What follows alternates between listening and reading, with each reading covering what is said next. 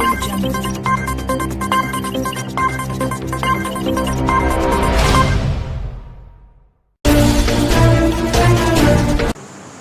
सभी पत्रकार मित्रों, आप सभी का स्वागत है, अभिनंदन है।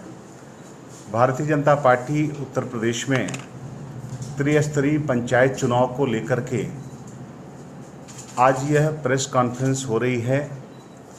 मित्रों, मैं कह सकता हूं कि देश के प्रधानमंत्री आदरणीय नरेंद्र मोदी जी ने एक विजन दिया था कार्यकर्ताओं को, और उसमें उन्होंने कहा था कि हम चाहते हैं कि पंचायत से लेकर के पार्लियामेंट तक भारतीय जनता पार्टी की सरकार हो।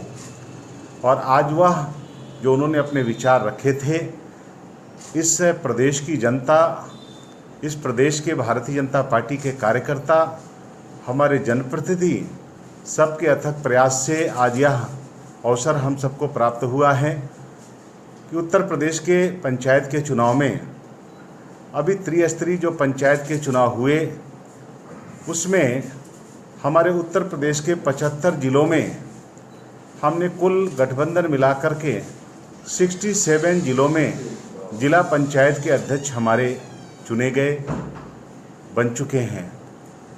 और उत्तर प्रदेश में जो ब्लॉक प्रमुख के चुनाव थे, कुल 825 ब्लॉकों के इसमें चुनाव होने थे, जिसमें भारतीय जनता पार्टी के 648 हमारे ब्लॉक प्रमुख चुनाव जीते हैं।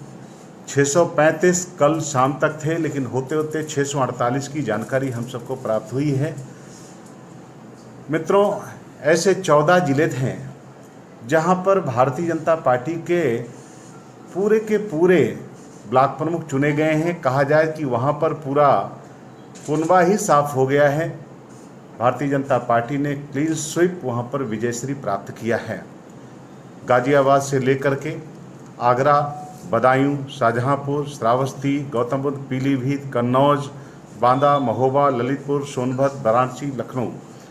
ऐसे मित्रों, इस प्रचंड जीत के पीछे मैं उत्तर प्रदेश के सभी कार्यकर्ताओं के साथ साथ विगत उत्तर प्रदेश में योगी सरकार के द्वारा जन कल्याणकारी, लोक कल्याणकारी, गरीबों के हितों में काम करने वाली सरकार के रूप में जो हमारा मूल मंत्र था, सबका साथ सबका विकास, उसको लेकर के जो सरकार ने काम किया है और संगठन के कार्यकर्ताओं ने उसको नीचे तक पहुंचाने का काम किया है, यह उसका एक जीत का कारण है।